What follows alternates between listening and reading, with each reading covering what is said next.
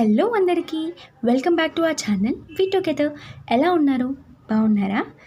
నేను చాలా బాగున్నాను. మీరు చాలా చాలా బాగుండాలని మనస్ఫూర్తిగా కోరుకుంటున్నాను. థంబ్నెయిల్ చూసారు కదా, ఆల్రెడీ మీకు అర్థమైపోయే ఉంటుంది. ఇది వచ్చేసి సిక్ డే వ్లాగ్ అనమాట. లాస్ట్ డే వర్క్కి వెళ్ళినప్పుడు చాలా కాలు పెయిన్ ఉండే అండ్ వెళ్ళిన 1 అవర్కి ఫుల్గా పెయిన్ ఉండి నడవనీయలేదు. 2 అవర్స్కి కాలు బాగా వాచిపోయింది అండ్ ఎక్కువ వాక్ ఉండడం వల్ల నరాలంతా ఉబ్బిపోయి ఇట్లా బాగా వాచిపోయి అన్నమాట.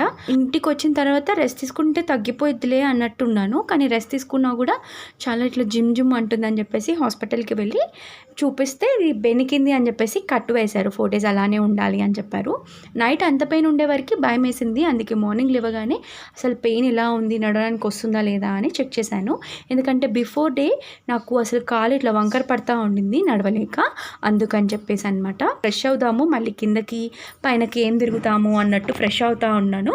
ఈలోపు టామీ గాడు వచ్చి నన్ను కిందకి పిలుస్తున్నాడు. కింద ఎవ్వరు లేరు, వాడికేమో బోర్ కొడుతుంది, వాడిని ఆడుకోవాలి ఇప్పుడు, లేదు అంటే బయటకు తీసుకెళ్ళాలి, రెండాట్లు ఏదో ఒకటి చేయాలి. అందుకని చెప్పేసి ఎంతసేపు వచ్చి నన్ను ఒక ½ an hour వరకు వాడితో ఆడుకోమనేసి కిందకి రమ్మనేసి ఒకటే పిలుస్తూ ఉన్నాడు. ఎప్పుడు ఇంతసేపు నేను పైన ఉండను, ఇవాళ ఎంతసేపు ఉన్నాను. ఇంకా కింద ఎవ్వరు లేరు, వాడికి బెంగేసిందో ఏమో. పైనకు వచ్చి ఒక 4-5 times అన్న వచ్చుంటాడు. వస్తున్నాడు, కూర్చోవట్లేదు, రమ్మని పిలుస్తూ ఉన్నాడు. ఇలాగా అక్కడి వరకు వెళ్తున్నాడు, రమ్మని సైగ చేస్తున్నాడు. నాకు కాలు బాగోలేదురా, రాలేనురా, ఉండను, వస్తాను అన్నా కూడా అస్సలు వినట్లేదు. అలాగ అల్లరి చేస్తూనే ఉన్నాడు. ఇంకా మొత్తానికి అయితే వాడిని ఎలాగోలాగా సర్ది చెప్పి కొంచెం నేను ఫ్రెష్ అయ్యి ఇంకా కిందకు వెళ్ళాను. ఇంకా మళ్ళీ 9 o'clockకి నైట్ రావడం పైకి అలా బ్రెయిన్లో అట్లా ప్రిపేర్ అయ్యి కిందకి వెళ్ళాను అనమాట. ఇంకా కిందకి వెళ్ళగానే ఫస్ట్ బ్రేక్ఫాస్ట్ స్టార్ట్ చేశాను. ఉప్మా చేస్తున్నాను ఈరోజు. ఉప్మా రవ్వ మనం ఫ్రై చేస్తాం కదా ఉప్మాలోకి, అప్పుడు దాంతోపాటు జీలకర్ర కూడా వేసి ఫ్రై చేస్తే చాలా మంచి ఎరోమా వస్తుంది అండ్ చాలా టేస్ట్ కూడా చాలా బాగుంటుంది. ఈసారి మీరు ఉప్మా ట్రై చేసినప్పుడు ఇలా ట్రై చేయండి తప్పకుండా. ఇంకా బ్రేక్ఫాస్ట్ ప్రిపేర్ చేయడం అయిపోయిన తర్వాత డిషెస్ వాష్ చేసేసి తర్వాత నేను బ్రేక్ఫాస్ట్ తిన్నాను. ఇంకా కాసేపు అలా రెస్ట్ తీసుకున్నాను. డాక్టర్ ఎక్కువ నుంచోవద్దు, ఎక్కువ నడవద్దు అనే వరకు ఇంకా నేను లీవ్ పెట్టుకున్నా అన్నమాట. ఒక్కరోజు పెయిన్ తగ్గితే వెళ్దాము, లేదు అంటే నెక్స్ట్ డే కూడా కంటిన్యూ చేద్దాం లీవ్ అనేసి అనుకున్నాను. ఇంకా చూడాలి ఎలా ఉంటుందో, పెయిన్ బట్టి డిసైడ్ అవుతాను. ఇక్కడైతే ఇంకా కాసేపు యూట్యూబ్ రిలేటెడ్ వర్క్ ఉంటే అది చేసేసి దాని తర్వాత ఇంకా లంచ్ కోసం ప్రిపరేషన్ స్టార్ట్ చేసామన్నమాట. ఇవాళ మెన్యూ అయితే చాలా సింపుల్, జస్ట్ నేనైతే కుక్ చేస్తున్నాను రైస్ అంతే. అత్తమ్మ గోంగూర పచ్చడి చేసేస్తారు. ఇంకా నేనైతే నా కోసం పెరుగు చారు చేసుకుంటున్నాను. ఫస్ట్ అయితే రైస్ పెట్టేశాను పొయ్యి పైన, దాని తర్వాత ఏమున్నాయా అని వెతుక్కుంటా ఉన్నాను. చాలా స్వీట్ క్రేవింగ్స్ ఉండే, సో ఫ్రీజర్లో ఒక ఐస్ ఉంటే ఇంకా అది తిన్నామట, ఆరెంజ్ ఫ్లేవర్ది. మావయ్య గారు తీసుకొచ్చారు ఒక 10 అలాగా. సో అందులో కొన్ని చాకోబార్స్ ఉంటే అన్ని చాకోబార్స్ అయిపోయినాయి, ఐస్ మాత్రం అలానే ఉండిపోయినాయి అన్నమాట.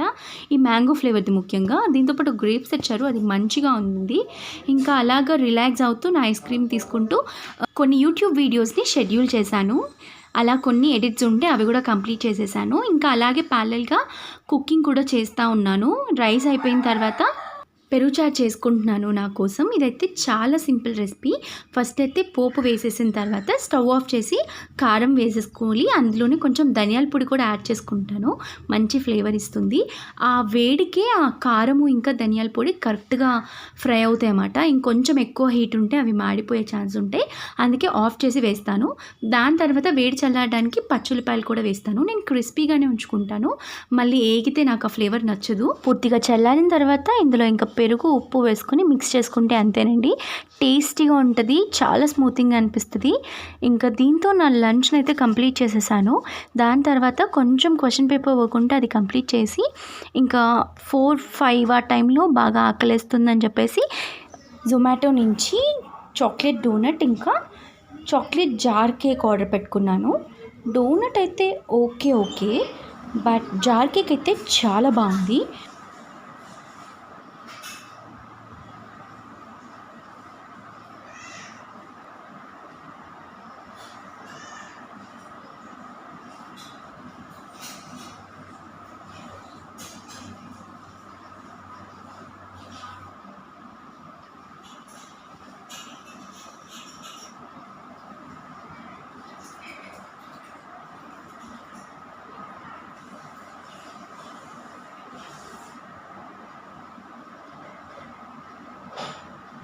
నా స్నాక్స్ ఎంజాయ్ చేసిన తర్వాత కొంచెం క్వశ్చన్ పేపర్ వర్క్ ఉందని చెప్పాను కదా, దాన్ని కంటిన్యూ చేసి ఇంకా నేను డిన్నర్ కంప్లీట్ అయిన తర్వాత 9-9:30 అరౌండ్ నేనైతే పైకి వెళ్ళాను.